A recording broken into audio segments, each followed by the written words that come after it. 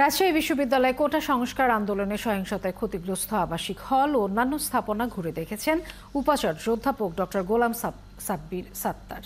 রবিবার বঙ্গবন্ধু শেখ মুজিবুর রহমান হল, হোসেন শহীদ সোহরাওয়ার্দী হল, মাদার বক্স হল, শহীদ জিয়াউর রহমান হল সহ অন্যান্য স্থাপনা ঘুরে দেখেন তিনি। পরে সংবাদ সম্মেলনে ক্যাম্পাসে সহিংসতা ও ক্ষয়ক্ষতির বিবরণ তুলে ধরেন।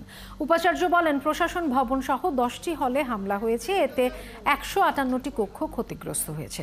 টাকার অঙ্কে ক্ষতির পরিমাণ প্রায় 4 কোটি। উপাচার্য জানান, কয়েকটি হল বসবাসের উপযোগী নয়, সেগুলো দ্রুত মেরামত করে খোলার সিদ্ধান্ত নেওয়া হবে।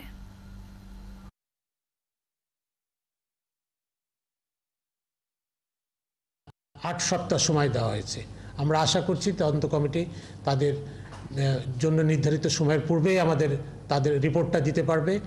আর বিশেষ করে তাদের হল পর্যবেক্ষণটা হয়ে গেলে পারে, তাদের হলের ইন্সপেকশনটা হয়ে গেলে পারে আমরা হলের কাজে হাত দিব, কারণ আমাদের হলকে শিক্ষার্থীদের বসবাসে উপযোগী করে তুলতে হবে।